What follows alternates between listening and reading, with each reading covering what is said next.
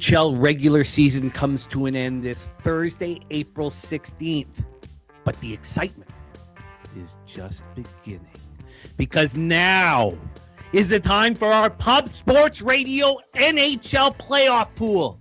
And this year, Salty Pete and the great people at Harper Acres Cottages are adding a $500 salty bonus to our champion. That money does not go into our prize pool. It is a bonus on top of the prize pool sent directly to our winner.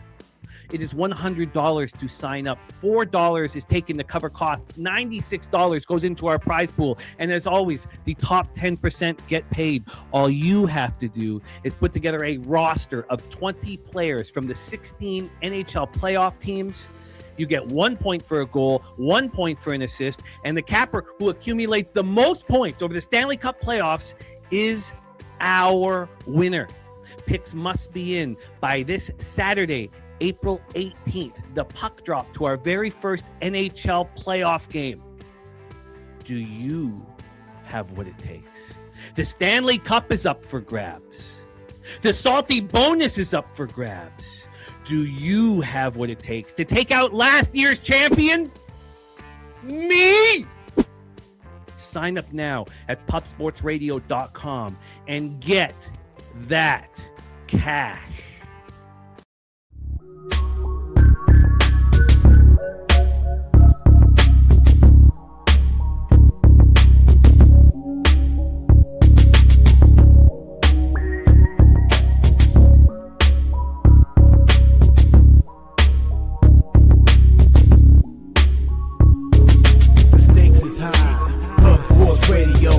The low baggers, plus the cappers, gamblers and hustlers, we bust on boogies. Death with the bag, let's discuss. It's a must be the low shack, giving you the keys to the money. Jimmy got a mantra, I like making money. Phuket holds it down, here's to the chat. I'm thinking about leche, tell me where you at. Leche, leche, leche, leche.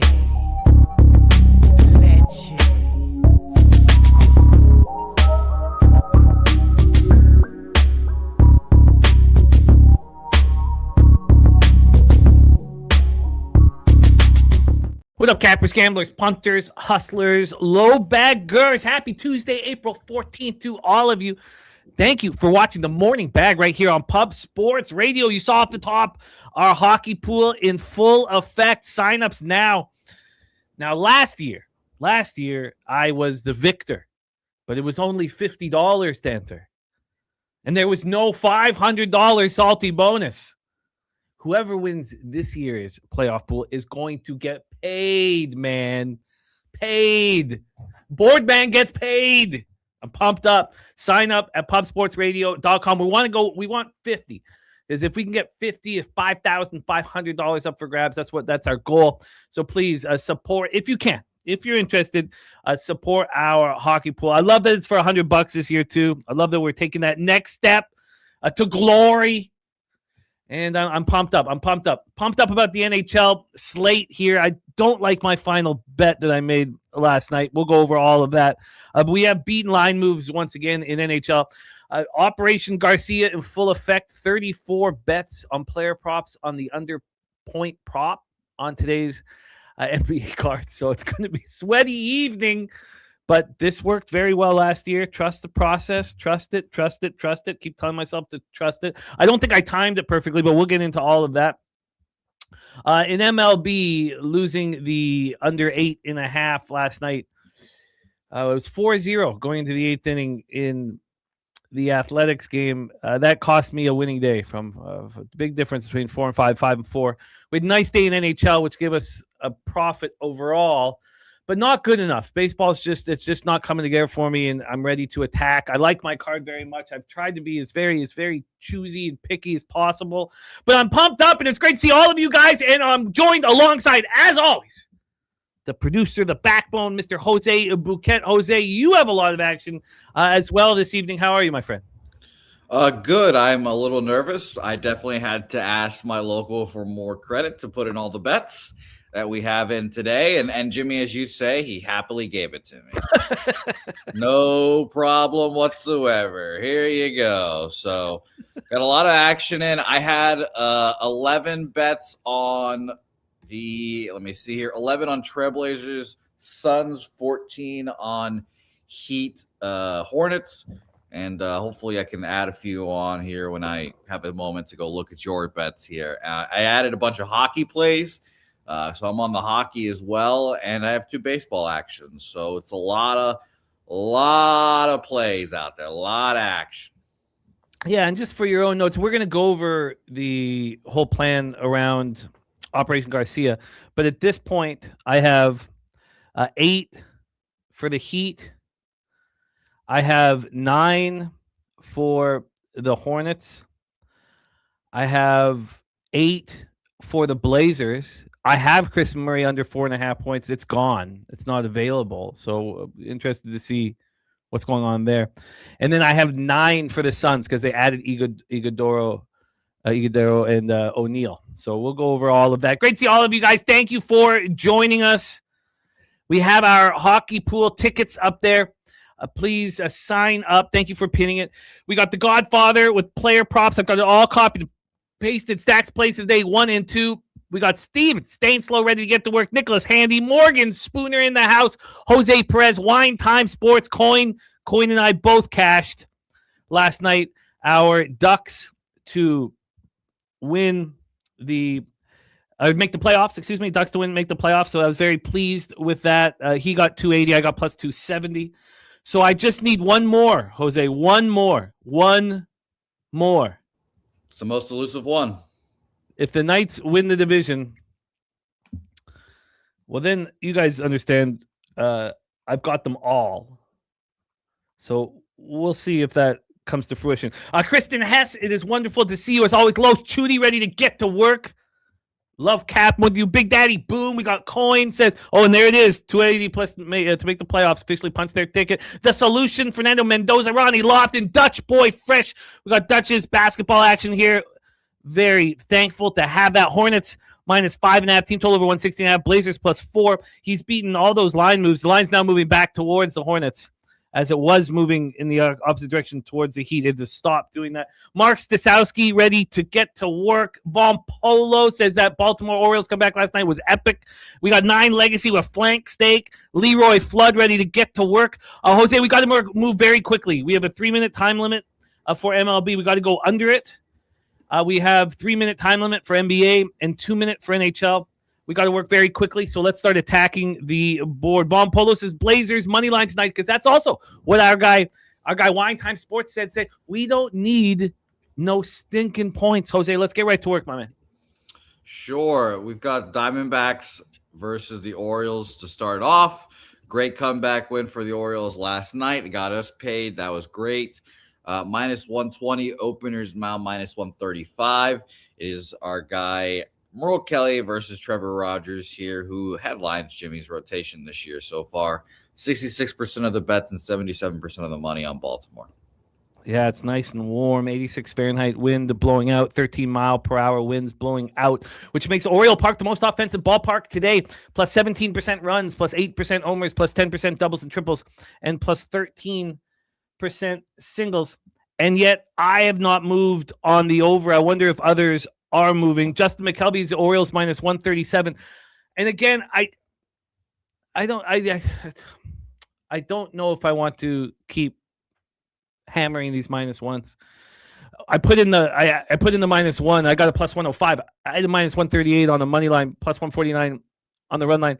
And I immediately thought of, TJ telling me just to bet the money line. So I think that there are changes afoot. I think Merle Kelly is more than capable of having a nice start here. He's looked very good in extended spring training.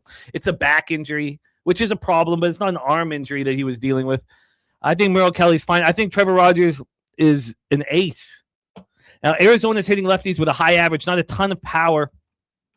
Arizona bullpen both bullpens have been pretty good. We're not entirely sure what we're going to get year long, but I think the Orioles are the complete deal here. Wine Time says I want the Diamondbacks, but he has not moved yet. I have moved on the Orioles minus 1, as I said, a plus 105. And that appears to be all I'm going to do. We've seen a 22-cent move towards the over bet online. I can understand that. And then on the money line, it just keeps moving. I guess it doesn't just keep moving. We're back at the -1. So this got up to -147 at 6:51 in the morning. So that 12 cents of buyback could open the door for people to have interest in Arizona, and I think it's legitimate. If this was sitting here at -147 right now, I'd be extremely confident. It is not. But I'm on the Orioles -1 at +105, Jose, and I'm not going to be adding the over despite the conditions. I'm comfortable with my situation. So that's all it is for me. Orioles -1 +105. Anything for you, Jose? Or are we moving on?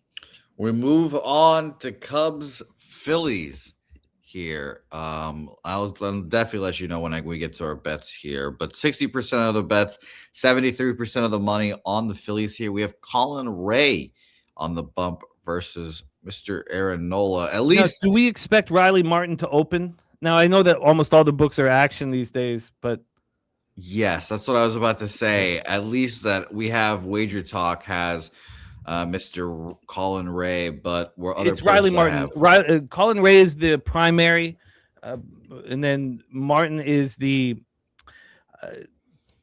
opener. But keep going. Yes. 60% of the bet, 73% of the money on the Cubs. We've got all the money on the over in this game, and the line has gone towards the Cubs here, -150 to -138. Expecting Aaron Nola to struggle here. I agree, but this is not not a bet I moved on. What do you think? There was two spots in our show, the nightly bag last night. AM was on the over 8.5 -115, and Leroy Flood was on the Cubs. I thought both made sense to me. The move had gone from 8.5 to 9 during or before our show started, after AM had got into his 8.5, and then at about 10:40, about 42 minutes into our show, it moved to 9.5, and I deemed that too expensive. And Justin used the alt 9.5 for plus money. I can understand those types of angles very well. So I get that. I mean, I get that. Makes sense to me. But for Spooner on the over 9 at +100, I couldn't get it when the show was over. I could only get 9.5, and the 9.5s that were being offered to me. I mean, I didn't look. I only looked at 365 and BOL. I didn't even look at pinning. I was kind of pissed off that it moved to 9.5. So I agree with this. We got Matty Ice in the house. Kelly over 1.5 hits, runs, and RBIs. Von Polo says the Cubs will hit this over by theirself today. So the conditions are, supporting offense +5% runs, +22% home runs, -5% doubles and triples, and -4% singles. Mark Staszowski joined that last night at 9.5 at +105. I didn't, and I may, really rue the consequences of not joining you guys. And I'm still interested in the Cubs. This line's gone from +136 to +125. Then it went back to 127 and back to 125. I'm still interested in the Cubs. I mean, the public on Philly. No, the public's on the Cubs. Oh, wow. Sorry, I misheard you. So 60% of the tickets, 73% of the cash on the Cubs. Yeah, I don't know if I get there. What's keeping you off of? Do you feel like the Cubs are the sharp side here, Jose? I do. What's keeping me off of this is 24 NBA bets and 6 or whatever, 5 NHL bets or whatever I've made here today. I'm trying to be very, as you said, picky choosy about the MLB today, because I feel like, well, I don't know if I should say I feel like, but people around me feel like there's a lot of other advantages on the sports betting market today, and I believe it. Yeah, I'm going to stay off. TJ says, why are we interested in the Cubs? And Top Set fading Nola. He's on the Cubs. I think Nola's been great through 3 starts. Quality. I faded him after the first start. And that, I had to rue the consequences of that. And TJ says, give me Nola at home. Yeah, I'm just going to stay off of it. I'm surprised to see that the Cubs are a public here. But I guess the sentiment is that Nola had a 6.01 ERA last year, and people are wanting to attack that.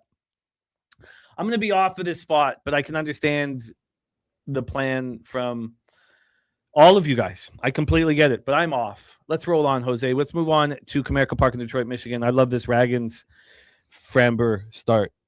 Yep, great game. It will be a fun game to watch here.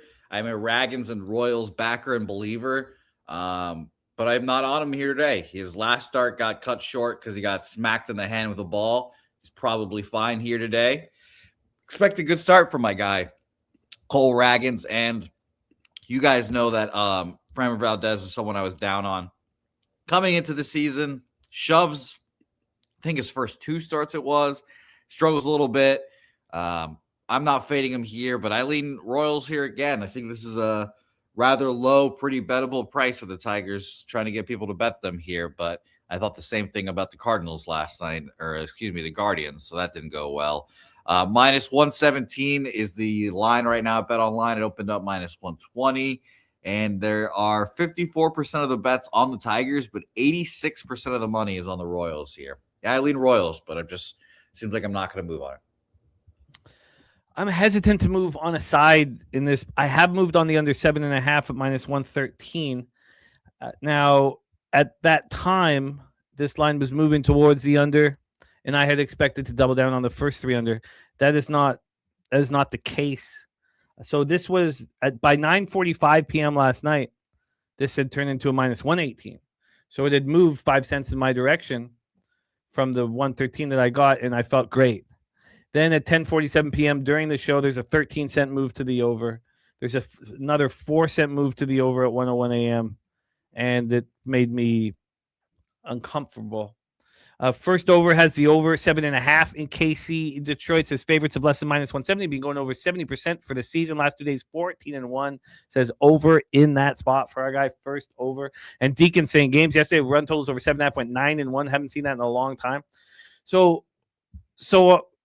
the move to the over is going to keep me off the first 3 under. I'm not buying out of my under. I think Framber Valdez is going to bounce back here.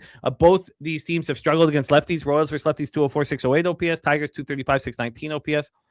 I'm a little concerned about the Royals bullpen, but again, the full game under was available before the first 3 unders available. I'm not doubling down now, and I'm nervous about my position, and it sucks, but it is what it is, and I'll deal with the consequences. And I'm on the under 7.5 minus 113, Jose, and I'm not adding a side here.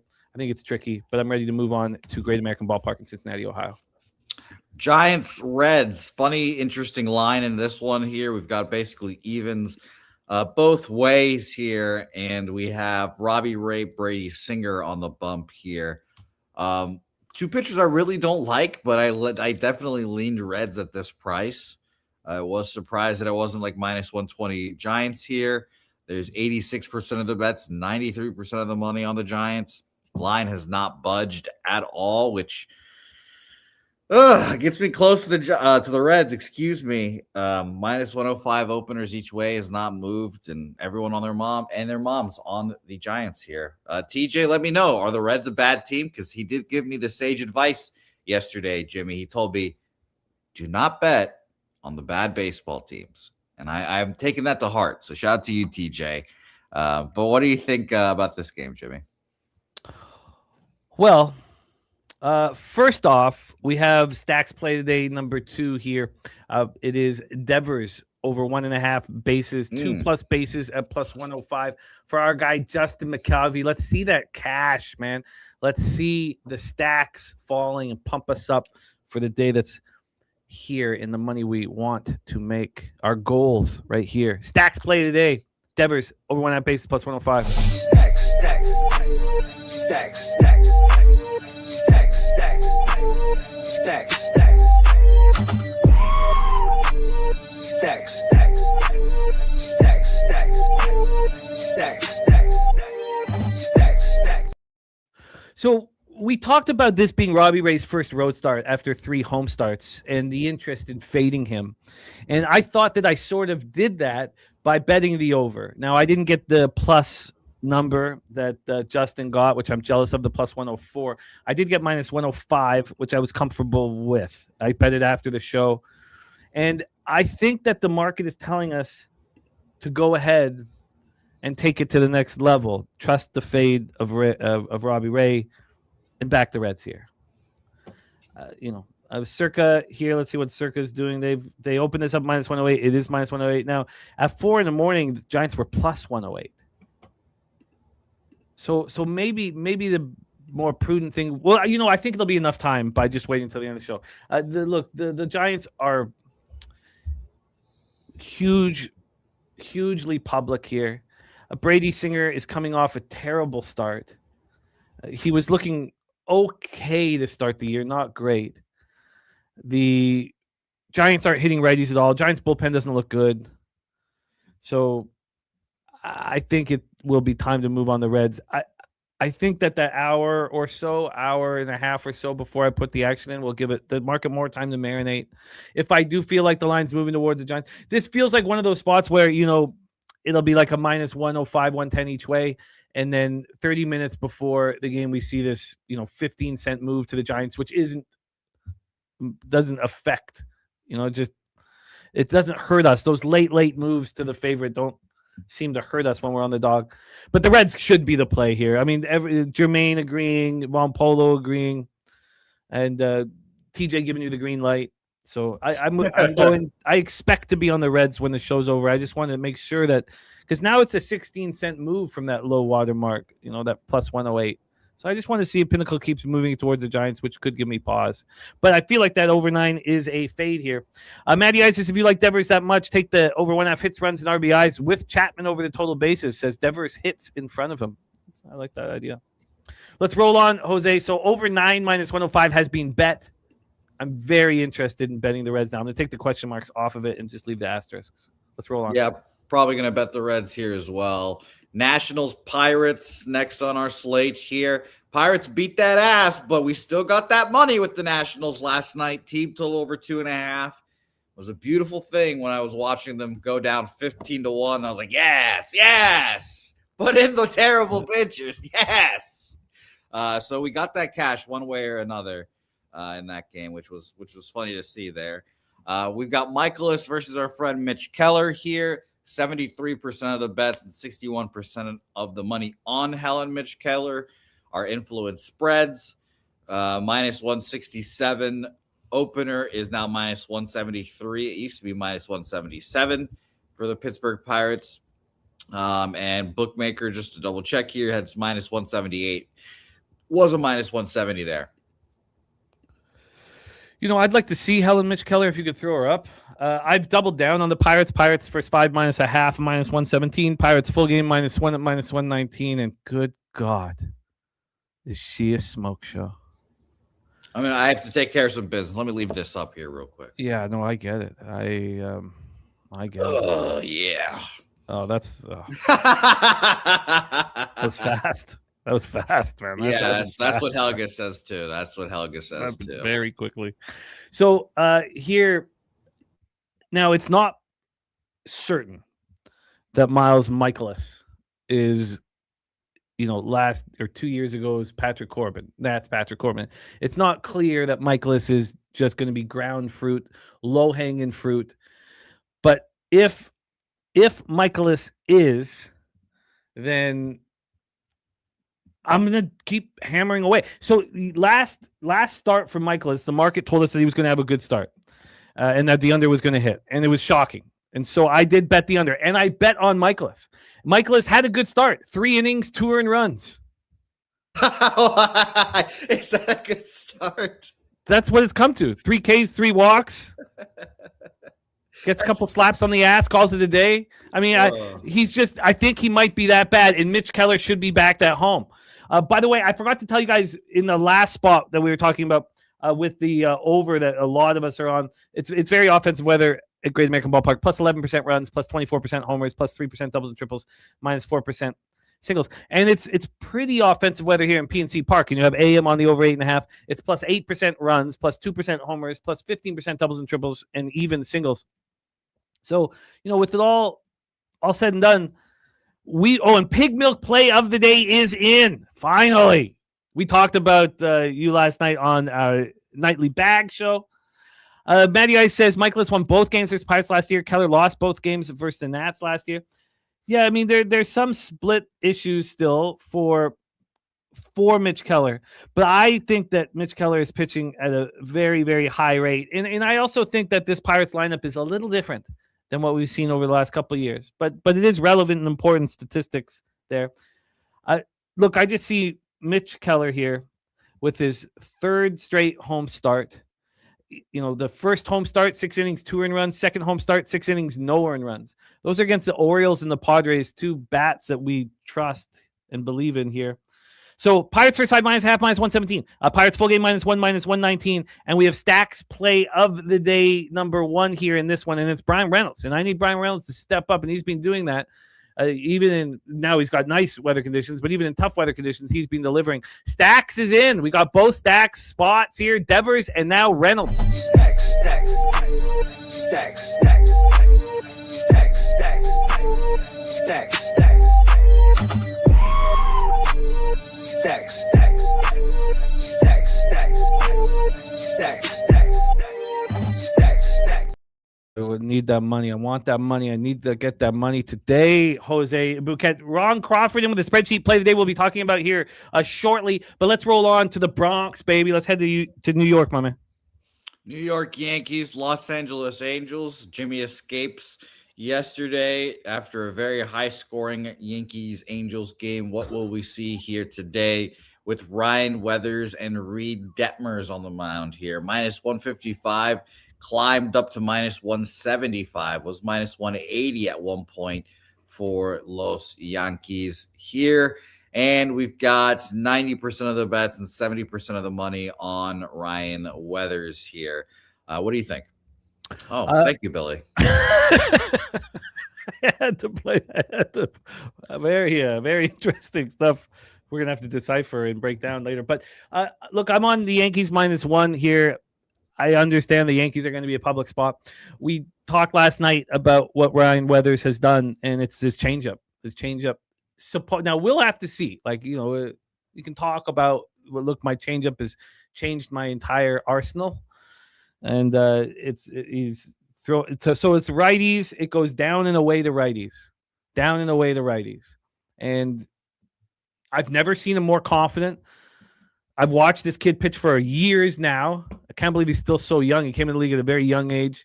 I've never seen him pitch like this. I've never seen him pitch with this confidence. I'm on the Yankees -1 and -120. I think that Detmers is capable of having a bounce back start after a bad start at home versus the Braves. We know that the Yankees versus lefties have been horrific to start the year. I think that will change. I have a bullpen advantage here. And AM says it may be an unpopular opinion, but he sees 2 ground ball pitchers to limit the offensive weather, 2 quality bullpens to close it out. The Angels bullpen, I'm still not going to trust. This doesn't include last night's blow up, but 4.05 ERA, 1.48 whip coming into it. And look, I just comfortable backing the Yankees on the -1 line. I don't want to double down here. I understand it's a public position. I was lucky to get the push, as Jose talked about. 90% of the tickets, 70% of the cash. It sort of feels like, I mean, I wonder, are we going to get to a cash cow situation? I don't think we are. It's only moved 7 cents in total, but look, I'm comfortable with the spot. I'm comfortable backing Ryan Weathers, and I question whether, I mean, the line's not moving far enough for me to want to do anything else in this spot. Yankee Stadium, it's +3% runs, +19% homers, -10% doubles and triples, -5% singles. So Yankees -1 for me. Jose, let's roll on. God, I remember there's some Public Palooza flashbacks you have, and you giving me the phone and seeing Deacon Mike on the phone. That will never not be funny to me. I was like, what the fuck? Oh my God. It's like a nightmare comes true. Braves Marlins next time. He's real. I was going to call him Marcelo Meyer. Max Meyer here versus Reynaldo Lopez. 95% of the bets and 84% of the money on the Braves. A lot of very public sides here today. And we'll see. An ever-changing debate topic is if the wager talk numbers are sharp or not. These big bettors all on one side here. Lines moved 6 cents, -150 to -156. It did get down to -145 for one point, but it's got back up here. And Bovada moved at 10 cents, -157 to 68, but they always seem to have the biggest juice on their favorites. But really not much movement here, Jimmy. I know you're a Reynaldo Lopez guy. Yeah, I'm a Reynaldo Lopez guy. I'm a Max Meyer guy. And so I sat with it for a while. Truist Park -8% runs today, -11% homers, -10% doubles and triples, and +2% singles. There was a series of first 3 unders. Mr. Sparkle back in business. Nice to see you, Mr. Sparkle. Love it, man. Leroy Flood here on the Braves -1/2. There was a lot of first 3 unders that I was interested in the card, and we'll go over some that I couldn't bet because of the market. This one, so let me give you an example, Jose, and we got Spooner on the fish here, which I could get to. Even though I am a Ronaldo Lopez guy, I could possibly get to the Marlins here. So I'm going to, dive in deeper with Atlanta being so public. But I did bet the first 3 under, 2.5 at -120, and I bet the under 8.5 at -118 here, backing both Ronaldo Lopez and Max Meyer. Now there is problems. These teams are both raking righties, but I really like the starting pitching. I really like the bullpens. And there is run suppressing weather. To give you an idea, Jose, just as like a little setup here, the Cantillo McGreevy total was the exact same as this one. And the first 3 under in the Cantillo McGreevy, 2 pitchers that I want to back so badly, is -135 to the over. -105 to the under.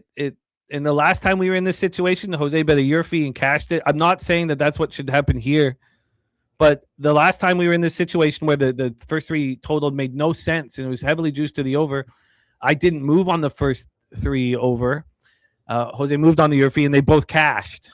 So we'll get into that in a little bit, but I'm trusting all situations except for the ability of these teams to hit righties thus far to start the year. Lopez, I think, is the real deal. We would have seen it last year because we saw it really come to fruition in 2024. He was just hurt almost all of 2025 or basically the whole season. I think he's a trustworthy pitcher, especially at home. And I think Max Meyer has an enormous upside. We know he comes in with a ton of potential, and I believe in him. He didn't have a very good year, over 64 2/3. Sample size is too small. I think he could be a really, really quality pitcher. I'm excited to back him and Lopez. So first 3 under 2.5, full game under 8.5 for me, Jose. All right, let's roll on to our next game here. Red Sox Twins. Gary Crochet. Wow. He was tipping. I'm going to keep telling myself he was tipping, and that's going to make me feel better. He was tipping.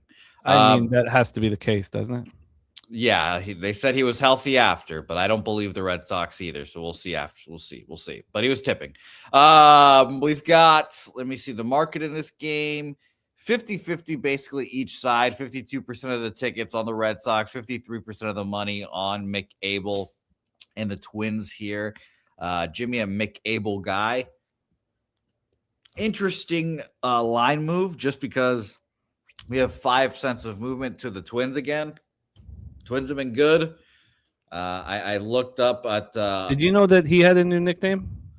Yeah, trust me. TJ let me know. Trust me. He made very Okay. He let me know. All right. But 5 cents of movement towards the Twins here. The Twins have been teaching us, or treating us is the word I'm looking for here, really well. And I looked early on in my Juice World Reel, whatever it's called, app. They let you see who your best teams are betting so far. And my best team is the Minnesota Twins so far. 3-0 betting the Twins this year so far. So they're a team I don't mind backing. I can easily see a lot of people in the chat backing them here. Maybe it's my Red Sox colored glasses, but it's a stay off game for me. But I can see why why you or anyone else would be on the Twins. Well, it's interesting. I spent a lot of time on this game afterwards because of the conviction that AM had on the over, and I went through every at bat that Mick Abel had in that last game, and I, also, one of the angles that AM, helped with conviction was the run suppressing weather in his last start. So I went over that as well here because I'm on the under 8 -105. The question was I going to add the first 3 under, and I just, the conviction here that Mick Abel was going to get touched. I don't have that. I think Mick Abel will build confidence from that, finally having a good start. Right now, it's 0% at target field, 0% change in weather, -2% homers, -1% doubles and triples, and +0%. So just, so you guys know, and it was important for me when Mick Abel started last, how, to what extent was it? Now that Abe's absolutely right. There was run suppressing weather in his last start. So it was April 9th. In a target field, it was minus 10% runs. So it was minus 30% homers, plus 2% doubles and triples, and even singles. He had a lot of traffic in the first few innings. But this is a pitcher with no confidence. And, I think everything that AM feels about this spot is completely legitimate. I'm comfortable getting off the first 3 under. I think that Sonny Gray is going to pitch quite well here to start the year. Maybe it's a home road split situation, which I'm not certain if that is the case. I mean, this has gone from 8.5 to 8. This 8 was a pick 'em at one point. Now it's, a move towards the over at 8, which makes me a little uncomfortable. On the money line here, a slight move towards Minnesota. I don't know if that's enough, for me to, pull triggers at this point. What did you say the cash flow was on the side? 50-50 basically. 50, it just moved actually to exactly 50-50 tickets and 53% of the money on the Twins. So more tickets and money are coming on the Twins a little bit. I'm going to heed the notes here. Spooner says Twins can only hit lefties. Says this under lies in Abel's hands. I think he was lucky to get out of that last game with no runs as well, but also think he can pitch decent to this Red Sox lineup. TJ says, I see this game opposite. I'm on the Twins here. They like this pitch mix. Gray back on the road. Abel in third straight home start. That third straight home start, something we talked about last night as well. I'm just going to leave it as is. The under 8 minus 105. And it makes me nervous with the Twins bullpen. But hopefully the Red Sox continue their weak hitting, 233, 668 versus righties, while the Twins are 219, 698 versus righties. So I'm just going to leave it as is. I'm on the under 8 at minus 105. Jose, let's roll on.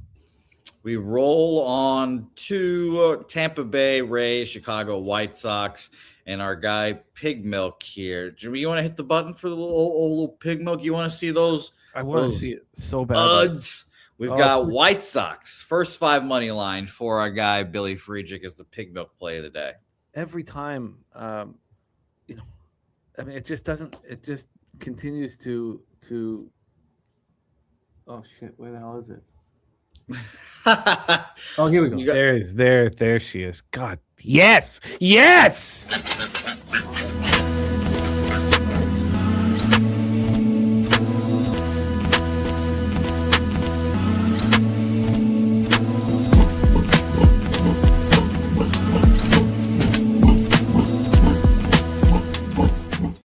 God, man, we gotta get those women to the Southtown 101, man. Let's be honest, Jimmy. You wouldn't pay attention if they're there because you're in the soup at Southtown 101. You're ready to go and ready to gamble at Southtown 101. Unless they're talking feet, then Jimmy's in. No market information for this game at all. Noah Schultz, I believe his first name was. Yes. Yeah. So shout out to you. I look forward to him pitching in the Boston Red Sox in like 5-6 years, as is tradition with the White and Red Sox starting pitchers. But shout out to you, Billy Friedrich. I wish you luck. No action for me in this game here, but I want to hear your thoughts, Jimmy. Shout out to our guy, your mailman Betts. Man, I love the comments like this. Says, delivering the mail, listening, y'all make my 10-hour days so much smoother in the beginning. There's no more 5-hour shows for our guy. Your mailman, respect. And shout out to you. Yeah, man. Huge shout out to you, man. I love it. Pumps me up, man. So I have had this first 3 under and White Sox question mark sitting there, and I keep going over it, and I'm still hesitant to pull the trigger. I think this move towards the White Sox, this 10-cent move from plus 131 to plus 121 should be respected. I have Matty Ice in my head. He fades these pitchers in their first ever starts and with great success and a great ROI. In saying that, this kid looks like a monster, an absolute monster. The Rays are hitting the lefties, but with no power whatsoever. These bullpens have been terrible. I like Schultz's progression. He dominates Double-A last year, goes up to Triple-A, gets lit up. So then he, having a 9 ERA over 5 starts, he questions himself in the whole offseason. He starts in Triple-A, 2 absolutely spectacular starts, 19 strikeouts, 2 walks over 14 innings, and this 22-year-old's ready to roll. Illinois kid too. but in saying all this, I've been hesitant. I mean, it's you'd have to turn it into a 2. Andrew D saying 6'10", what a monster. Billy Friedrich says 6'10", crazy arm angle. Lots of comparisons to Randy Johnson, and he's the same caliber, the arm slot and height. Now, with Randy Johnson, how many years did it take him? I mean, the Expos gave him to the Mariners for nothing. So it took him a couple years. TJ says, I have high expectations for this kid, but I will not bet on the kid in their first start. Might as well hit the slots if that's what you do. I have visually seen TJ hit the slots, so don't feel bad. He never hit the slots. Oh, yeah. What? What the hell's he doing hitting the slots? I have video of it as well. I've seen it with my eyes, TJ playing the slots. He hid that from me. He hid that shit from me because I would have gone down on that shit. So that's 2 units for some people. Billy Friedrich says, I will bet on him and hit the slots, TJ. Billy says his sliders, his pitch, needs to throw more in the sinker less. I mean, the first 3 under 2, are you serious? That's what I'd have to bet? Like, it just, I say I want things to be expensive, but, to what extent? I think I might be asking for a little bit too much here. So I've just been staring at it, sitting here staring at it. Maybe when we have more cash flow information, it'll be easier to attack. When we talk about what it's like here at Rate Field for today's game, it's plus 9% runs, plus 14% homers, minus 5% doubles and triples, plus 6% singles. Also, I don't know what Shane McClanahan is. I don't know who is Shane McClanahan. It's been a long time. I mean, you got to go back to 2023 when we saw him. So 2024 is Tommy John. 2025 is his triceps injury, cost him a season. He's not made it through 5 innings yet. So at this point, I guess I just do nothing. At this point, I do nothing. Shout out to my guy TC in the house. AM says circa 15-cent move to the under in LA, New York Yankees. That's nice. And Agent Parlay says, I definitely missed the long shows while I work. Oh, we lost it. Okay, it's retracted. It'll come back. But Jose, I think I do nothing. You need to have conviction to make these moves. And we talked about it. I have all asterisks by the first 300, but 2? I mean, I think I'm just asking for too much here. Neither team's hitting lefties, but I'm asking for too much, especially the White Sox, 191, 562 OPS. Let's roll on, Jose. Next game, Blue Jays, Brewers, and Jimmy's maybe favorite pitching matchup of the day. Gausman, Mizorowski here, minus 123 is what the Brewers have climbed up to after opening up at minus 115. It was a minus 130, though, so that was very interesting. That happened, that minus 130 at about 9 a.m. Eastern time there, so very interesting. There we have... Let's find the Blue Jays here. 72% of the bets and 73% of the money on the Milwaukee Brewers here. 66% of the bets and 60% of the money on the over in this game as well. It is Mizorowski. I don't know why they had Bowers listed. I mean, he's a right fielder. Didn't make any sense. I was like, okay, who is this? Jay Bowers. But there's only one Jay Bowers. He's not. Oh, and Nick Maton, how do you pronounce that? Is it Maton? Maton. Yeah. Nick Maton is the opener now. So Nick Maton and then Schultz. And I don't know why they still have Bowers listed at 365, which is ridiculous. Oh, Agent Parlay, no worries, man. He says, I work construction and I like blocking the noise out with your guys' sports info. Appreciate y'all. Agent Parlay, that means a ton, man. Hearing that from your mailman that bets and Agent Parlay, I mean, our guy Nasty Nate working right now with us in his ear. We respect so much the hard work that you guys have to put in, to raise your families, and we respect it enormously. And that you cap with us in the morning, it means so much to us. This is a spot where I wanted like an indication. Gausman's pitching lights out. Mizorowski has not really, has he? I mean, do we call this lights out for Mizorowski? I mean, he has 11 strikeouts in his first start over 5 innings, 1 earned run. So you get a little taste. I mean, we have 28 strikeouts through 3 starts. But the last 2, I mean, they've still been really good. I mean, I don't know. Where is the edge? I think Gausman is a very good pitcher, and so is Mizorowski. I kind of lean towards can Can Gossman stay hot like this and get us there? This total is now a 7, down from a 7.5. That happened really early. Also, what's so important to this was that there was this massive move to the under 7. It opened up under 7 under 7 at minus 120. It moves to under 7 at minus 117. This is all at 3 p.m. yesterday. And then since then, we've had, it got up to 15 cents, but now it's a 12-cent move to the over since it got to 7. I don't know. Nicholas Haney says Mizzy is beautiful for 85 pitches. Deacon says Milwaukee 5-game losing streak. Love it. Mark Sosowski says this game is a mess on starting pitchers with books since last night. Andrew G says you can tell pretty quick if Gossman is on or not. I agree with that, Andrew G. I agree with that. Matty I says Terang and Contreras 0 for 12 versus Gossman. Don't ever bet first 3 unders, but I'm on this one. 2 desperate teams needing a win. I guess. And Matty I says this is your first 3 under. I mean, I guess so. I don't think the Jays bullpen is bad. A lot of people have been saying how bad they are. I think they're going to be just fine. Maybe Maddie, I wanted the market to give me some sort of an indication. I don't feel like it has, but that first 3 under, it'd have to be a 2. I mean, I'd be more comfortable with this one than Maton Schultz against McClanahan, who we haven't seen in 800 days.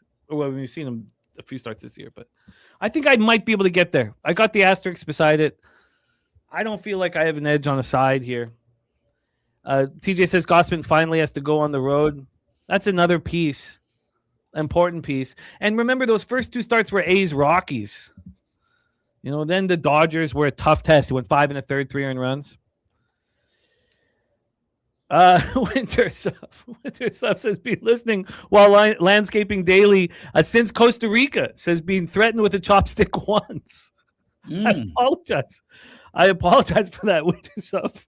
Respect. So respect, man. I love hearing these stories of you guys fighting this good fight and working your asses off to take care of your families, and then capping with us while you're doing it. So much respect, and I apologize for the chopstick, man. It might not have been you. Maybe it was someone else that threatened with a chopstick. It was me for sure. How many guys are?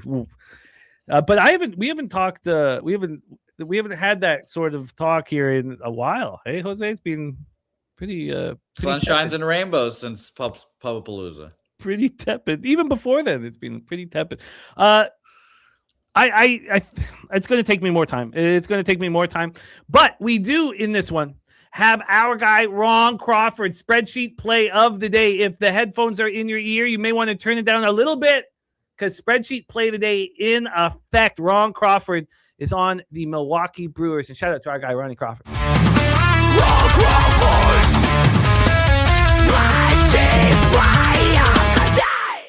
And shout out to Nicholas Handy. Says hanging lights in a custom house, an electrician. All the hard work you guys do, man. Leading by example. And capping the card with us, it means a ton. I have so much respect for it.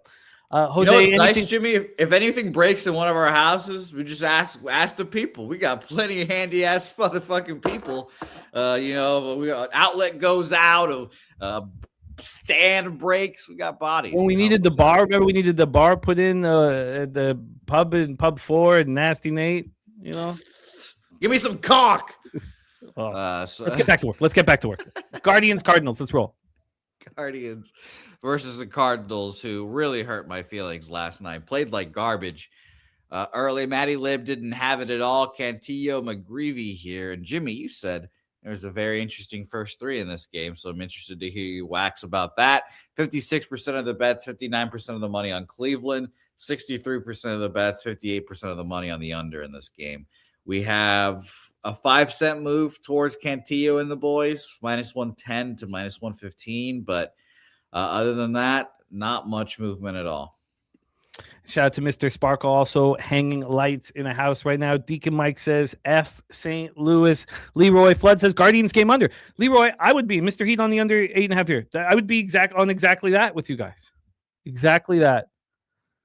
And I just can't. I know that I can't bet into these spots. So just right now on Bet365, Guardians Cardinals are an under 8.5 at minus 120. And as I said, so is Marlins Braves under 8.5 minus 120. I click on Marlins Braves. we go to innings here. We go to first three, and Marlins, Braves. Oh, there's been a 5-cent move to the over, which I don't like. Damn it. Okay, so that's happened since I bet it. But then we go to this one, which you would think this would, Cantillo and McGreevy pitching so well. We go to the first three here, and it's sitting at minus 135 to the over, minus 105 to the under. Why would that be?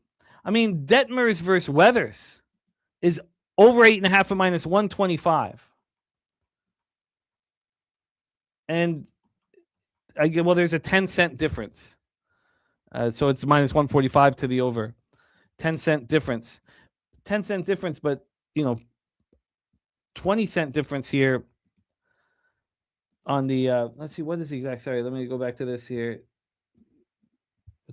So the under 8.5 minus plus 105 in that one, and here we have the under 8.5 minus 120. So it's a 25-cent difference. Like it just doesn't make sense to me. This is not how.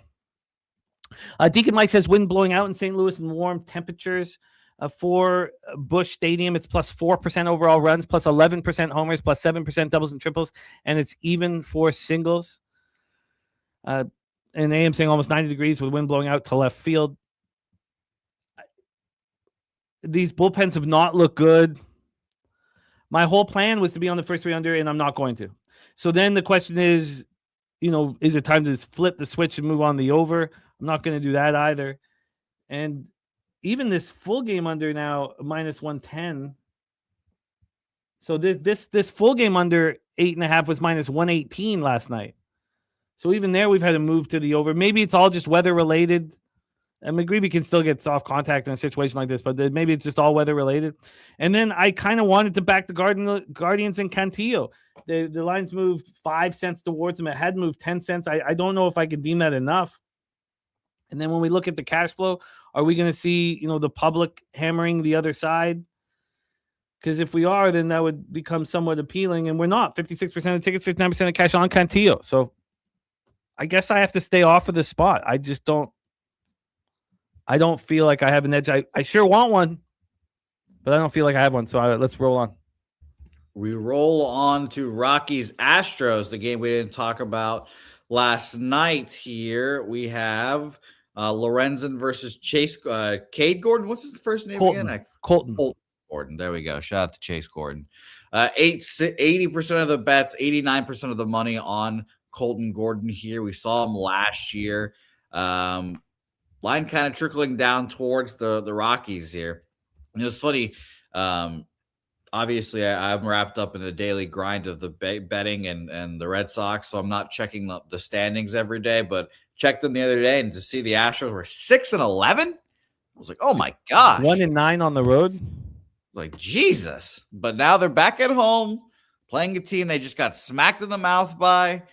I can see why people are betting the Rocky or the Astros here, but the line trickling towards the Rockies. So no thank you. What do you think? Well, Colton Gordon made 20 appearances last season. It was his first season in the majors, and he was an 8th-round pick in 2021. And he struggled mightily. 5.34 ERA, 1.42 WHIP. He started 14 games through 86 innings, 72 strikeouts, 19 walks. This year, he didn't make the team out of spring training. He played at Sugar Land, and he looked excellent in 3 starts. Excellent. A 1.76 ERA, 0.98 WHIP. He threw 15 and a third. He struck out 13, walked 4. He looked very good. Led 11 hits, 1 jack. So I like that trajectory. I like the way that works. I like Colton Gordon struggling last year and then, not making the team out of spring training. I like it all. Then going down to AAA, and he was very good in AAA last year too, but still. Then we have Lorenzen. Lorenzen bounced back, after that 9-earned run start against Nola back on Friday, April 3rd. He bounced back in a big way. He looked very good at home versus these Astros. So now, the Astros have to have something for them. And Rockies swept the Astros in Colorado. You have to think that there's Rebenga here. The Rockies aren't hitting lefties at all. The Astros are raking righties. You already have Lorenzen shutting this team down. this wasn't a plan, but I can understand why this line's not moving. Nobody trusting Colton Gordon, and everybody, remembering what the Rockies just did. But Jose, is this not a spot where the Astros beat them every single game here? I could easily see the Rebenga spot, especially because the games, it's not like they were a month ago. It's like last week. They just happened, yeah. Yeah, so I can see they just got shut down by Lorenzen. I mean, they're hitting righties hard, 276, 806 OPS. I mean, I don't like back-to-backs for pitchers either. Lorenzen, obviously, it's just too recent for him to pitch against the Astros for me to try to back him here. So I agree. It's Astros or nothing, but it's nothing for me. Mystery, the bullpen's been trash. 6.57 ERA, 1.72 WIB, worst in the league. But in the solution saying Astros are ass. So, again, and then we got our guy, Just My 2 Cents, Brewers, Astros, Moneyline Parlay, play of the day. So now, Jose, do you think that we need a sign from the books here, or do you think that opening line at minus 180, minus 185 is the sign? I don't know. I think that line's pretty spot on, honestly, because I mean, I don't think it can be minus 200 plus because Colton Gordon's been bad and everything, but the line trickling towards the Rockies is the worry for me in this situation. It's definitely a sit and wait on it for me, but it's Astros or nothing, and hopefully this gets up to like minus 190, 195, and then I can be like, okay, I feel better about it. How do you not fade Lorenzen here? I'm a Lorenzen believer, and he did cost me a couple of games ago, and then I didn't back him, of course, against the Astros. And then that wasn't even, he appeared on April 11th, Jose. 1 inning out of the bullpen. Really? So, yeah, the 1 inning and a 9-5 loss at the Padres. How does this, and the financially free and focused, I think that you've got to just catch the falling knife here. So I expect to move on the Astros. Let's roll on, Jose. We roll on to Padres Mariners, a game that I have moved on. This line moved pretty dramatically. Yeah, there we go. That's what I needed, TJ. Thank you. Houston -1 every game of the series. I mean, come on. Everybody's saying Houston's ass, Houston's trash. Don't trust Houston. Houston bullpen shit. The Rockies just swept them in Colorado. Like the Astros are just gonna just take it from these kids. They're not gonna take the children. God, man, fuck, man. I remember when I was in LA, I was walking everywhere. It's just ridiculous. My car broke down walking 2 hours to auditions and shit. And for me, it was not like 25-year-old gangsters. They didn't give a fuck about me. They didn't care less about me. It was the 13, 14-year-olds that were going to rob me. I knew it every time. Every time I'd see like a group of 13, 14-year-olds, I was like, oh, I got to get the fuck out of here, man. These 13, 14-year-olds are going to jack me. And you get jacked by a 13 or 14-year-old, you take it out on the world. You hate everything. You're like, how did I just get robbed by a kid? Not that I ever did get robbed by a kid, but I was afraid. I was ready to run at all times. And saying that the Astros just got fucking robbed by children, they're not going to take that. They're going to slap back, man. So let's roll. I'm on the Mariners here, minus 125, minus 120. I'll have to double check and see what I got. Brian Wu versus Michael King. Line opened up minus 105 each way, which maybe is a worry. But it's climbed up to minus 117 at Bet Online here. It wasn't minus 120 there. And like bookmaker, it's at minus 122, was minus 115 there. I like Brian Wu. I think the Mariners are just a better team. But what do you think? I moved on the Mariners, minus 113. I kind of wanted to be involved in an under in this one. The market just really wouldn't allow it. This is right now a 7. It's juiced to the over. It's there had been an initial sort of a 5-cent move and then another 10-cent move. So there had been a 15-cent move to the over 7 at minus 125. It's come back slightly. It did come back minus 115, then minus 119. Financially free and focused, also leading Astros. No, I'm right with TJ here. I'm right with TJ. Every game in this series. Now, if they lose the first one, I may panic and jump ship. But so and then factors over at Petco, minus 13% runs, minus 16% homers, minus 14% doubles and triples, minus 5% singles. The marine layer in effect here. I think Michael King is going to pitch really well. These bullpens are excellent. These sticks aren't really destroying righties right now. Mariners 222, 717 OPS versus righties. Padres 227, 719 OPS. But I guess I just can't get there at such a low number. I don't know why. I guess it's just, maybe I shouldn't be, maybe I'll revisit it. But I think this line move towards Wu is telling. I mean, bookmaker at a minus 122. Now, they opened it at minus 115. They didn't open this line until 9:30 this morning, supposedly. There's our guy, Robert Cherry, in the house.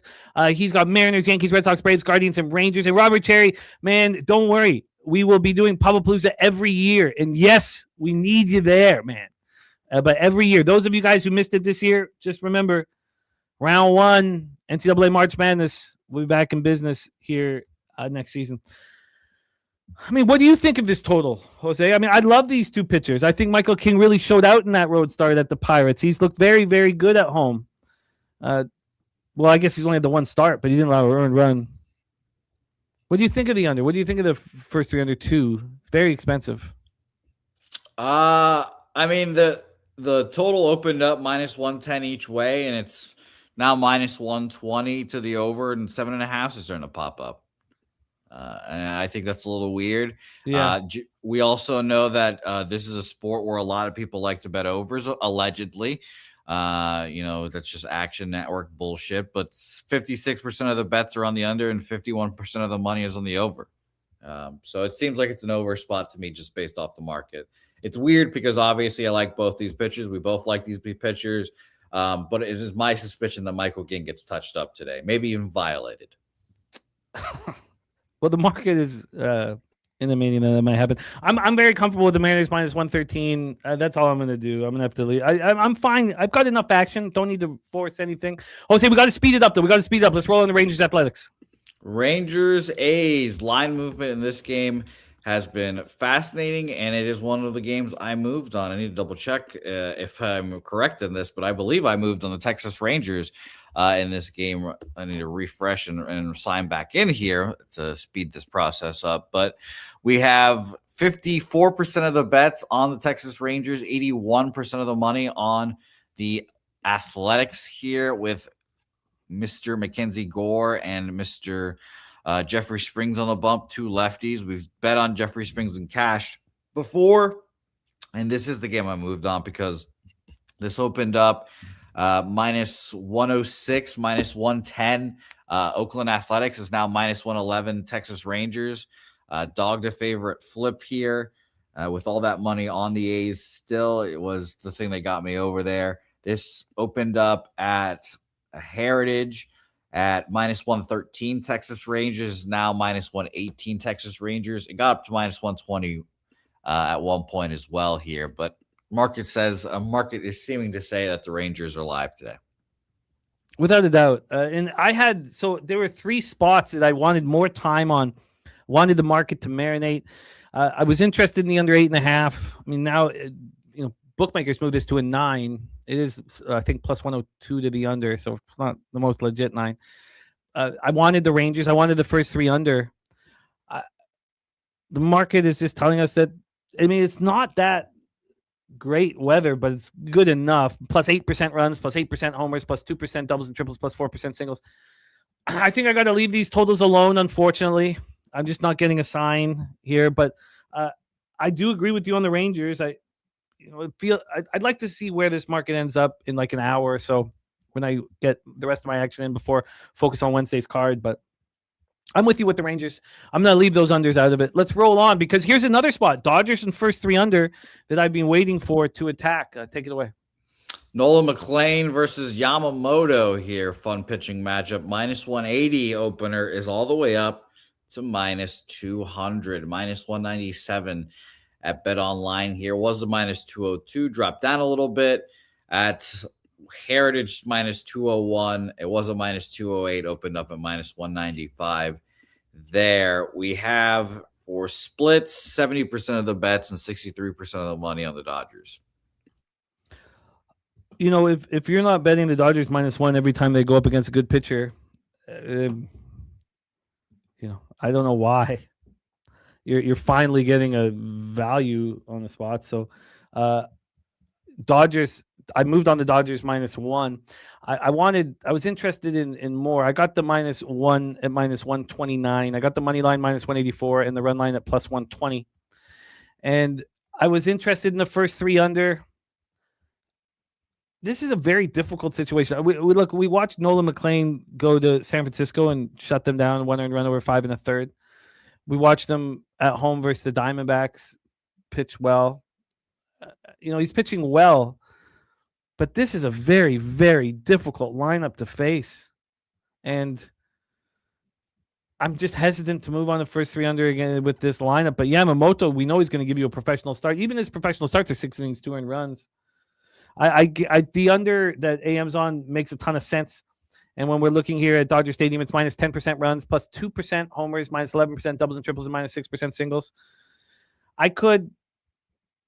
I know I'm just comfortable with my spot with the Dodgers -1. Why muddy it up here? McLean still has some proving to do. You know, he still has some proving to do. And I mean, if I was on the first 3 under yesterday, I would have lost it badly, but the full game under cashed. So I would have to be a 2. Let's just see exactly what the number would be and see how expensive it would be if I went for the first 3 under and trust Nolan McLean to get through this. Oh, wow. Well, some reason it's off the board. Oh, but they are giving me first 3s. A lot of these are off the board for some reason. But so the first 3 is a under 2.5 -155. So, you know, it's very expensive. It'd have to be a 2 plus money. Matty says Mets versus right-handed pitching is not good. Matthias said Mets can't hit righties at all. This is a no-brainer. Meaning the Dodgers are a no-brainer. So Mets versus righties, 236, 628 OPS. I think I just leave it at that. I mean, I don't want the Dodgers to ruin this first 3 under like that, and they're more than capable of doing it. I will take another look at the first 3 under, but I mean, even the full game under is fine. Bullpens are pitching well. It's just that Dodgers lineup that's going to get you. I'm in great shape with the Dodgers -1. Why muddy it? Nolan McLean would that be the pitcher that you would trust that can get through that lineup one time without allowing a run or allowing 1 run, Jose? No. Yeah, I mean, why muddy it? I got the Dodgers -1. I'm in great shape, so I'm going to leave it at that. If I had a free bet, I'd bet it for sure. Someone give me $300, I'll put on the first 3 under 2.5. But you know, okay. So let's roll on. Okay, Jose, let's review action. We got to be very quick through the rest of the card. So for Major League Baseball, for me, I came in with 11 bets.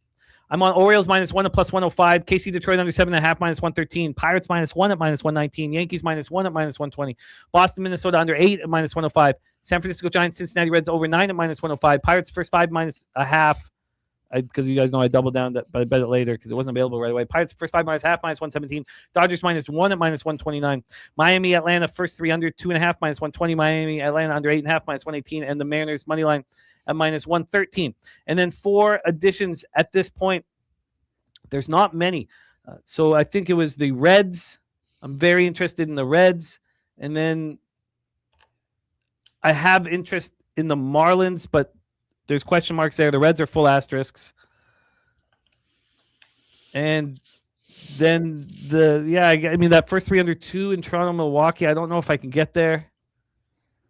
I'm not sure if I. So the Astros. So it's just the Reds and the Astros will be, and the Rangers. Reds, Astros, Rangers are additions, and that's it for me. Much love, TJ. Thank you for your time, man.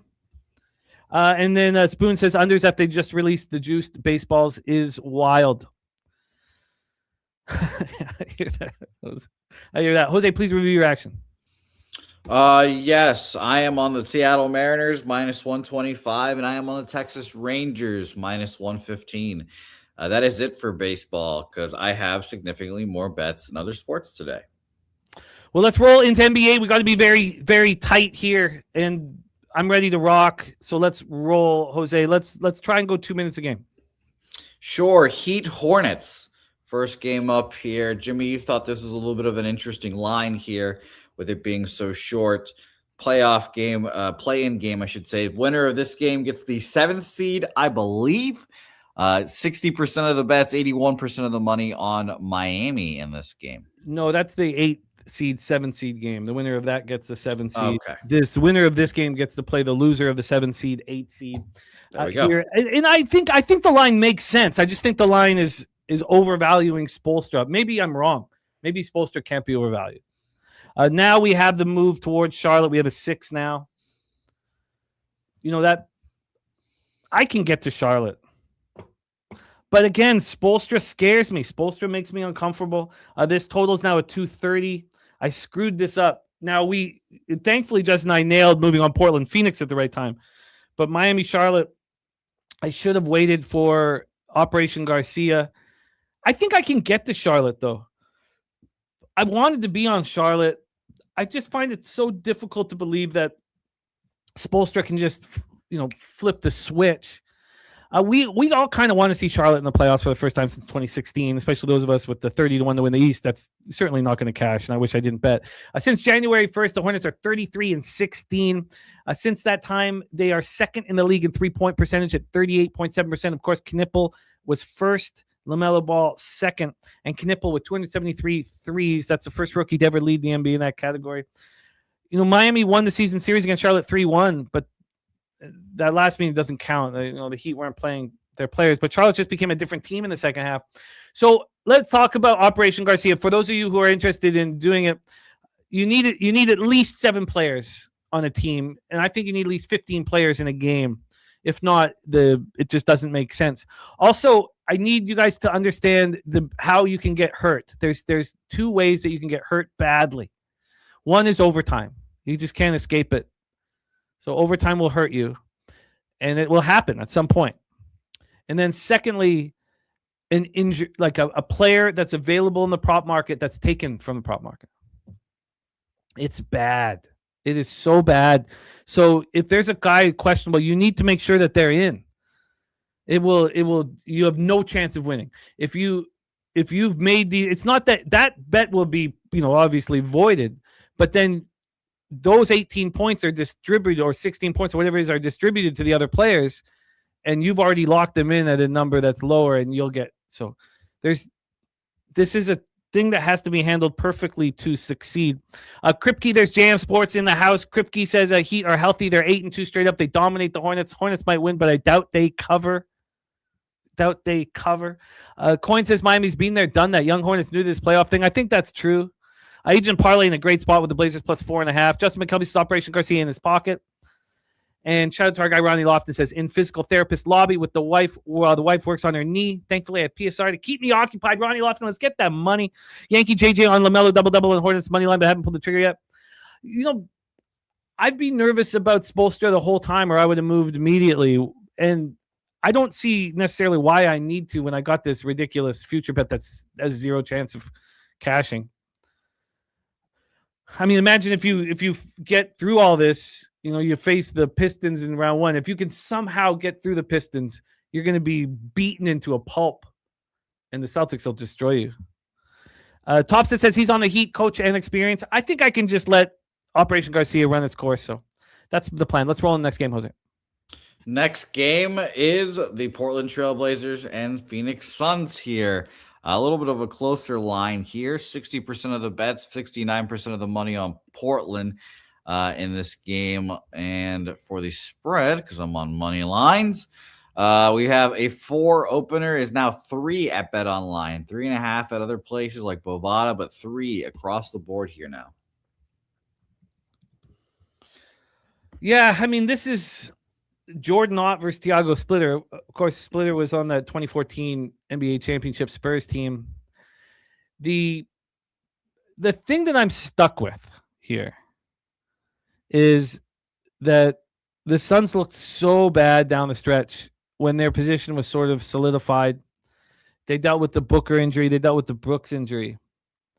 And there's an overwhelming support for the Portland Trailblazers, and anybody who got the Blazers at +4, +4.5, and heeded Dutch Boy Fresh and Wine Time's advice would be feeling very, very confident here. And going back to our guy Dutch's action here. He's on the Hornets -5.5 and the team total over 116.5, and he's on Blazers +4. It's all given out in the sesh. Topset says, I love Operation Garcia on the Suns. I think it's Booker points over and the rest go under. It's absolutely perfect for the Suns. It's perfect for teams like Phoenix, where you have a superstar player who could go for 45 in a must-win game. It's perfect for the play-in games. This Operation Garcia will take years off of your life. And when I tried to do it full year, that I had one of the lowest points ever. I immediately got up like 8 or 9K, and then I immediately lost not immediately, but over like 2 weeks, lost like 19K, 20K, and I was just my bankroll's not big enough really to handle those swings. Someday they will be, hopefully. And so Justin and I nailed getting our action in on this one. It hurt us on the first one, but I just think that it's possible that the Suns are being a little bit disrespected here. Portland has 60% of the tickets, 69% of cash. I don't think I'm not talking anyone off of Portland, but we haven't seen the Suns. We just haven't seen the Suns playing their best basketball right now. It's pretty easy to paint them in a certain shade, which might not be the case. This is a team, with Booker and Brooks who have been through battles. And can we say that about Avdia in the playoffs? I mean, can we say that about Klingon in the playoffs? I know he won a national championship in college, but you know what? Look, I know that this works. It doesn't mean it works every night. It doesn't mean it works every play-in tournament. Well, it has worked every play-in tournament so far, but there's only year 5, and I'm learning how it works. So I'm just going to stick with Operation Garcia here. And I agree with Topset that this is the spot where it should work the best. And I'm pumped up. So that's all it is for me here. But I should talk about more stats and some of that. The problem is you can't talk about the Suns' pace. You can't talk about their field goal percentage or 3-point percentage over the last 10 games or anything like that because they're not playing full rosters and they weren't trying. So I think some of the stats lead you down the wrong route. Kripke digging the Suns here. So for me, it's just Operation Garcia, and I'll be a mess. No one. It sucks because it doesn't suck, but our 10 p.m. show will be right when Operation Garcia is. Oh Jesus! Yeah. So I gotta just. Do you even track the points? Do you just wait until the end of the game and see the damage? No, I ride every goddamn second of it, man. Oh God, I respect that. And by the way, it's funny. Obviously, I've been watching Operation Garcia for a while now. Like I think last year I dipped my toes in, or the year before.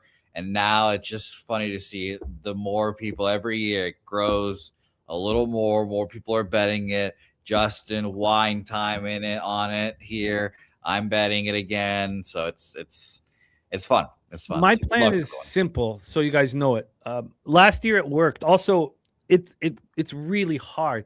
When I had a friend's bachelor party, and I had to get on all the action while we were driving to the bachelor party. I'm sitting, I think my mother-in-law was in shotgun. My wife's driving. I'm sitting with Carter and Ella while I put in 180 bets at like $200 a pop. Like it's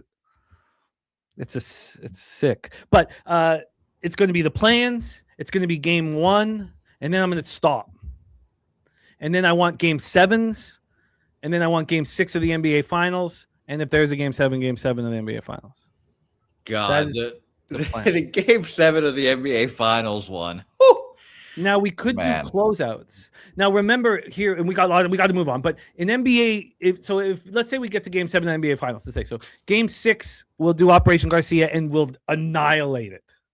And then game 7, the total will come out 15 points lower, like it did last year. And I'll be like, oh, the market's corrected itself.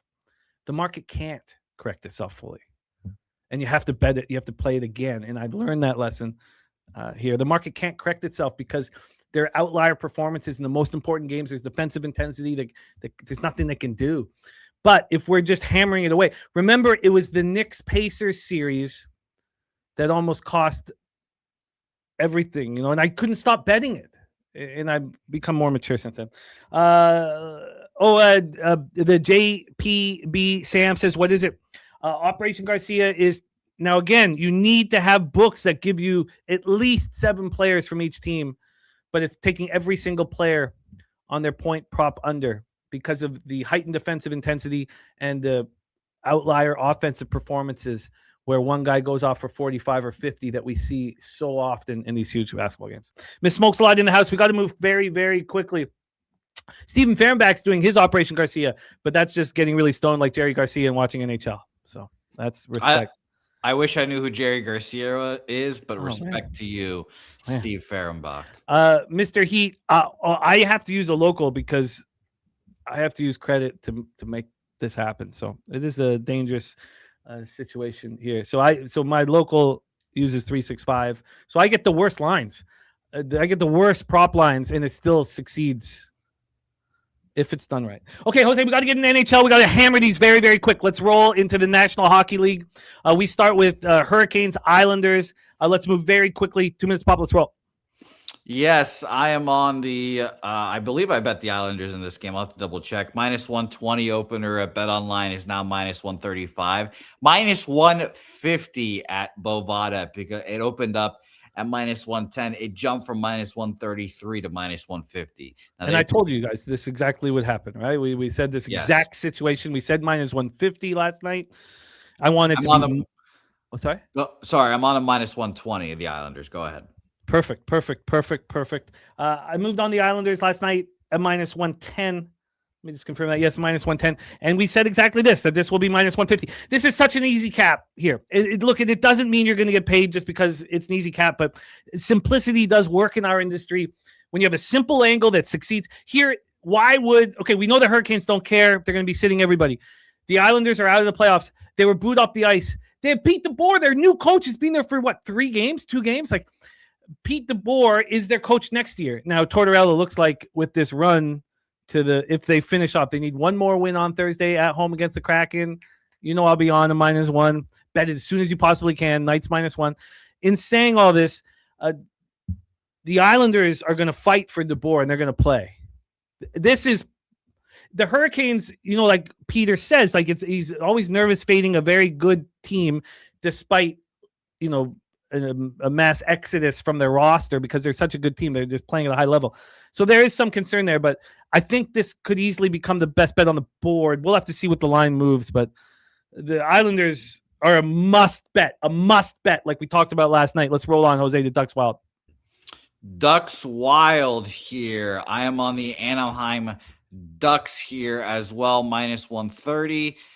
Jimmy, this line has moved from minus 105 to minus 130 for the Ducks here. There's minus 140, minus 137s out there as well. Beautiful. We got the minus 105. This when I started talking about it, and there's Slatsy in the house has got in early on the Habs money line. They're still trying to get home ice versus Tampa. Flyers expected to rest some players after clinching last night. Yeah, I mean, that made so much sense, Slats, but they're not in control of the second seed, and I held off on that one, which I probably shouldn't have. That's probably a perfect spot. And Slatsy, the NHL pool is up. We need you in the NHL pool, man. And we have Salty Pete adding $500. Harboracres Cottages adding $500 to the champion. And it's a $100 entry, so it's a big score. A big score available in our hockey pool. Sign up at pubsportsradio.com. Here, Jose, the Ducks have a ton to play for, and the Wild just don't care. And we talked about this situation. Also, the Ducks have been so bad on the road. They want to have some confidence, going in. I think that they need to go into Minnesota and take care of business. Obviously, the Pacific Division is still up for grabs right now. The Ducks have 2 games in the hand, while the Oilers and Knights just have 1 game in hand. It's crucial here. The Ducks control their own destiny. Now, Vegas beats Seattle. Vegas wins the Pacific, and we'll talk about what that means once that happens. But here, the Ducks are in control of their own destiny to get that second seed. You know how important it is if you play the Oilers to have a home ice advantage? This might be the best bet on the board. Might be. And Slats says he will be, and I love it. This might be the best bet on the board. So I'm on the Ducks minus 105. This line's going to keep moving in the Ducks direction. Maybe this is better, honestly. Maybe this is better than the Islanders. But I'm on the Ducks. Let's roll on, Jose. Jets Mammoth next game on our Also, board. sorry, I bet a unit and a half on all of these bets, except for the last one that we added after the show that I'm nervous about. So we can keep. Sorry, Jose, keep rolling. No worries. Minus 165 for the Utah Mammoth is now minus 185 at Bet Online here. What do you think about this one? Well, when I talked to TJ about my plan, he rolled with me on a few of these bets. He didn't add the Mammoth, and I get it. That was a tight game with Jets Vegas. Vegas pulled away late. The Jets just have nothing to play for. Now, there's talk about, whether Utah has anything to play for. I believe they have an enormous amount to play for. The Kings are playing the Canucks tonight, and I wish I wasn't so fast moving and bullish about getting the Canucks, because I didn't even get the line we talked about. It was moving every minute while the Kings took the lead, and then the Kraken scored twice, and I held off. That cost me a plus 150, but we can get into that in a second. Here, the Mammoth have to win. You have to play Vegas. You have to switch over to the Pacific Division. If you get to play Vegas in the first round, you can beat them. I mean, I'm going to be on Vegas probably to beat the Mammoth, but Mammoth are capable of beating Vegas. And if they do, they play the winner of Oilers Ducks to get to the Western Conference Final. Oh my God. Or you go to Colorado and play the favorites to win the Stanley Cup in the first round and lose in 5 games if you're lucky. This is a must win for the Utah Mammoth. Must win. Stephen Fehrenbach says the Mammoth need Marino back for that back line. But look, I'm Mammoth must win. I'm on the -1. I knew that it was expensive to begin with. We weren't fooling anybody with this line. It was expensive. I got the -1. I believe that the money line part of it was -170. I think I have it here. But the -1 all told was a -112. Jose, let's roll on. We roll on to Colorado Avalanche, Calgary Flames here. Let me double check here because I need to see. I'm on the Calgary Flames plus 140 here. They are now plus 123 at Bet Online. Minus 160 was the Avalanche. They're now down to minus 140 at Bet Online. Perfect. I said that I thought a plus 110 is what we get a puck drop. TJ said a plus 115. We, of course, got the plus 150. Look, the Avalanche just don't care, and the Flames do. They're young. They're a young group. They have a home opportunity here to thank the fans. There's going to be no Makar. Why would McKinnon play a back-to-back right now? This isn't their final home game of the season. That's Thursday against the Kings. They should be bet on that Thursday against the Kings if the Kings don't have anything to play for. We'll see. Again, we'll see. But look, this is a great spot to have a dog. When your dog cares and is playing with their full intention to get the win, and the opposition just doesn't want to get hurt and isn't playing their star players. I think this closes at plus 110, and if it closes lower, that's just a feather in our cap. So it's the Flames. This is a great risk reward on a dog. Let's roll on, Jose. We've got 2 more games here. Penguins versus the Blues here. Let me double check again here. I have to figure out which ones I've bet, which ones I haven't bet. I have not moved on this one yet here because I guess I just didn't remember here. Minus 106 is now minus 136 on the St. Louis Blues here. Now, I thought I did. Oh, no, I did bet the Blues. I got them at minus 135. I apologize. Oh, damn. Okay. Yeah. Well, it's all right. I'm still in. I'm still in. And you'll still get CLV. I got the minus 110. I think it was as soon as it was available at 365, but again, I didn't verify that. But I got the minus 110 here. The Penguins have no reason to do anything. There'll be no Carlson, no Letang, no Crosby, no Malkin. Now, I don't have any of that confirmed.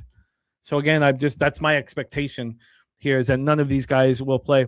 And the Blues, like they did last night, that was such an easy 6-3 win for us. It was such an easy casher, and we got plus 115 before it moved to minus 180. I don't know if you're going to get as big of a market move, but this is important for the Blues to give something back to their fans. They care about these things. This is their final home game of the season, and this is a great opportunity in NBA and NHL to back teams and their back non-playoff teams in their final home game of the season against a team that doesn't care. Is there a better ROI in sports gambling? it's a wheelhouse type situation. So get on the Blues. This line's going to keep moving towards the Blues. I know the second half back to back. Don't worry about it. Let's roll on to the final spot on the board. Final spot on the board here. I don't know if I would tail. I think I was just too excited. I was too excited, and the line was moving. And then if I could have just moved, if I had to move when it was 3-0, then I get a really nice risk reward. It's the Canucks' final home game of the year, but Jose, what's the line now?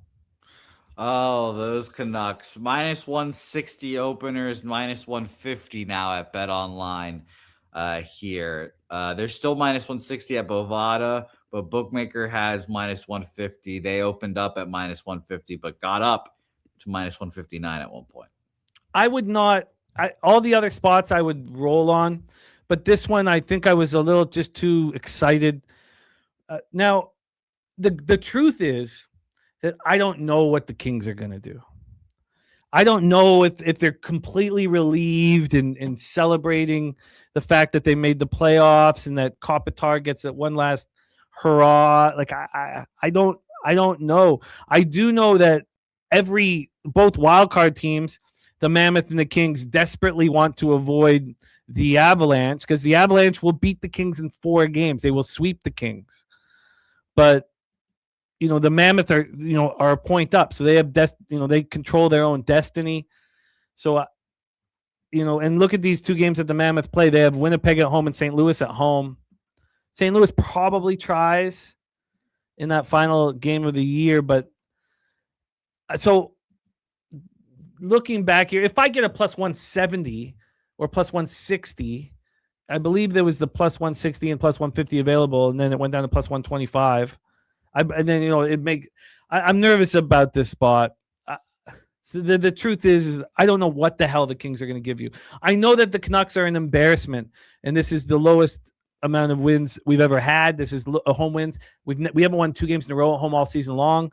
We have less home wins than the inaugural Vancouver Grizzlies. I mean, it's just disgusting. But they're going to play hard here. They're coming off a couple wins. They're healthier than they've been. Heedle's never going to play in the NHL, so we can just put a line through him. He'll come back, maybe try again, get concussed, and then somebody will just, maybe his family members will just sob and say, "Will you please stop playing? You're too brittle, you little bitch." I don't know if I'd tail this one. I think I was just too quick, but I am on the Canucks. I got plus 125. You can get a better line right now. So let's do a quick review and put a bow on the proceedings here. Talk about the best bets from our cappers in the chat. In the National Hockey League, my first 5 bets I think are great. I do think, though, if the Canucks go up like 2-0 or 3-1, that there won't be fight back in the Kings. And again, I don't even know if that's the case. DJ Smith, their new coach, probably keeps getting something out of them. Did they celebrate with bottles last night? I think I was just too quick to the trigger here. Millsy in the house has gave out Judge home run, CJ Abrams home run on Medicate Monday, said both cashed. Our guy MMA Locker Room in the house. So the NHL card, the first 5 bets that I really pushed everyone to make, I really love. Islanders minus 110, Ducks minus 105, Mammoth minus 1, minus 112, Flames plus 150, Blues minus 110. The Canucks I'm a little concerned with. We have Operation Garcia in full effect. We have already gone over our MLB action. It's time to put a bow on the show. But before we put a bow on the show, let's give a shout out to our best bets. 9 legacy flank stake play today is the Heat plus 5.5. He's on Athletics money line as well. Twinkies money line, Phoenix minus 3.5, Blue Jackets money line, and Boston Bruins money line. Dutch Boy Fresh gave us the Hornets minus 5.5. The team total over 116.5. Blazers plus 4. That was all given out on the sesh. Coin is on the under 217.5 in the Suns game. He's on Williams under 10.5 points, Green under 18.5 points, and Seattle money line. Justin McKelvey stacks play today. Number 1, Brian Reynolds over 1.5 bases plus 105. Devers over 1.5 bases at plus 105. Spooner's action here. Marlins money line, Tigers money line, Brewers money line, over 8.5 in Pirates Nationals, over 9 in Cubbies Phillies, and Rays money line. Copy and paste that here right now. And Spooner says possibly moving on Operation Garcia. For those of you that are interested in it, feel free just to track. Like I tracked it for 2 years before I tracked it for 2 years. Bet it 3rd year. Then last year was year 4, and this is year 5.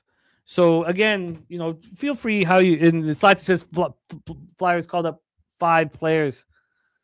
Yeah, that now they are playing for Talkett, but I agree with you. And let's just see what that line move is very quickly, because I think I probably and look at the line move now minus 194 to the Habs. Minus 140. I should have been on that with you guys. I just got a little nervous, but I mean the line's telling us I should have gone over that and hammered it with you guys. Maybe that should be an addition, even to the -1 line. I mean, I guess some things come to fruition late, and you can't have CLV on everything. I guess. I think you're absolutely right. I think it was a mistake here by me, Slatsy, to not have that as part of the action. And I think I should bet it the -1 line and deal with it then. We also have Dougie Wise free bands play today, and he gave it out last night. Hornets -5 at -120. We also have our guy Ron Crawford spreadsheet play of the day. Spreadsheet play of the day is the Milwaukee Brewers. We have Robert Cherry on the Mariners, Yankees, Red Sox, Braves, Guardians, and Rangers. And I know I have one more. TC's play today is the Brewers, Astros, moneyline parlay at +179. And I thought I had yes. And Billy Friedrich, Pig Milk play today's White Sox first 5 money line at +108. Thank you guys so much, man. Mr. Sparkle says, where can we find out how it works? Well, I'll just talk about it every day. I'll talk about it every single day. Don't worry. It's very important to my life. Jose, my man. Oh, and Mammoth on the 3-way for Ronnie Crawford. Jose, can you please, and great job, Jose, my man. Can you please bless our action, lead us into the future? Yep. Good luck, everyone. It's these like next few days are the most stressful days of the year for Jimmy the Bag. Not for any particular reason other than Operation Garcia and all these bets. And I'm right there with you. So it should be a lot of fun. Can't wait. Thank you, everyone, for watching. Ronnie, Sparkles, Yankee JJ, Justin, McKelvey. I miss my guy, Justin. Slatsy, Spoons, Stevie Fahrenbach here. All you guys. Top Set. Shout out to you, Top Set. Hope your birthday the other day was well. Our guy, Geesh. One more thing here to interrupt is that I did not time the game 1 right. So if you guys still wanted to get an Operation Garcia, you're not going to get the numbers we got on the Suns game. The Suns game we timed right. But that first game, if you wanted to give Operation Garcia a shot, you're going to get better numbers than I have. So, but sorry, Jose, keep going. Yep, shout out to you guys. And don't forget, 5 p.m. Eastern today, Troy Torrance breaking down the rest of the card here, the late line moves and the closing lines. So shout out to you guys. Let's go make some money and let's go Leche a Los Bookmakers. It's easier to sleep in the black when you're losing your ass and feeling so. You know what to do. Tune in to Pub Sports Radio. Easier to sleep in the black. It's easier to sleep in the black. It's a roller coaster ride, you're gonna catch a bad beat. No problem, keep your head up and just bet the spreadsheet. It's easier to sleep in the black. It's easier to sleep in the black. All thanks to Jeff Slaughter, these shows have our backs. POD's always rolling, especially the stats. Easier to sleep in the black. It's easier to sleep in the black. We got Jimmy, Jose, Dabby, and the fam. Dutch wine time, Spooner, and OG Wham. So hit the like button. Don't say that you can't. If you know what's best, just put your money on tape.